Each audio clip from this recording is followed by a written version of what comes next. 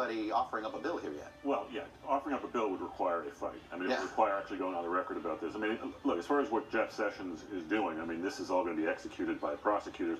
And what'll be interesting is just to watch the prosecutors who want to sort of selectively find the marijuana user in Denver. See, I don't buy that they will if they ever want to run for office in it. Well, but maybe they don't. I mean, what if they just decide that they have the same pet issue as Jeff Sessions does, and then all of a sudden you have these cause celebs popping up all over the place who are in great criminal jeopardy. So. I'll put up a quick poll here. It is the least polarizing issue in America right now, David Brooks.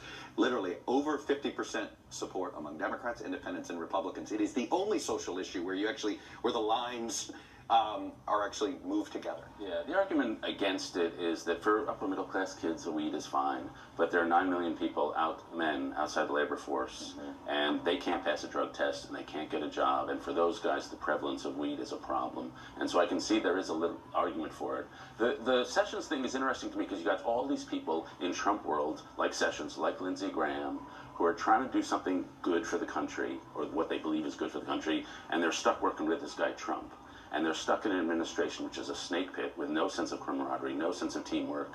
And so they're in this miserable position. They're trying to do something good for the country as they see it, whether you agree or not. Right. And they're stuck dealing with this madhouse. And I sort of have some respect for the way they're trying to struggle through this problem. But can I just say that this is, you know, the war on drugs, particularly the war on weed, has disproportionately destroyed the lives of particularly African Americans and Latinos in this country, who ironically are going to be doubly pursued now thanks to Jeff Sessions, who isn't exactly a friend to these communities. And then those same people are locked out of the industry as it's being legalized for affluent, mainly white Americans, who can then go in cash rich from California into places like where I grew up, Denver, start businesses with the cash that they've gotten from Silicon Valley, etc. And then the very black and brown people who've been thrown into prison for selling the exact same drug come out and can't even get a license to sell it legally. So Jeff Sessions is destroying lives.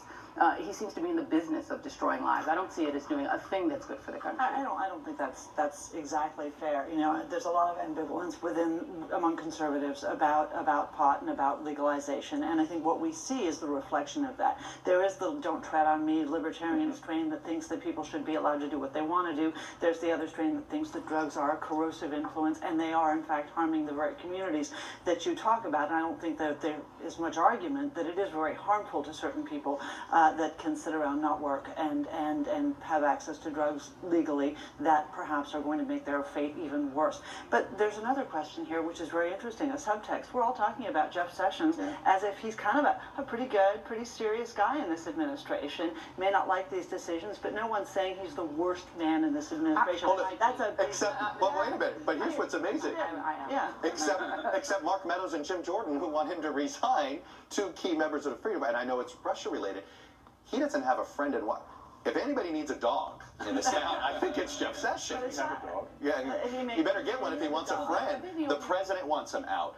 Freedom Caucus members want him out. Now you have angry governors of Washington, California. But that's a mark of success in this town. And that's what's happening. A year ago, we would have said that he was possibly the worst appointee in this administration. We're not talking like that anymore. Can we remember that Donald Trump said he wears my Roy Cohn, and you have Jeff Sessions, who's now willing to be his Roy Cohn, pursuing investigations of his former political opponent, willing to turn the Justice Department into a wholly politicized outfit that is essentially being there to mollify the ego and needs of Donald Trump. I'm sorry, but the only reason anyone wants him to hang around is so that Bob Mueller won't be fired in his absence because you'll have a non-recused AG. I think the argument that he is Roy Cohn is just as good for Eric Holder. All right. Unfortunately, I am past time, but they'll continue this debate as soon as we're done. That's all we have for today. Thank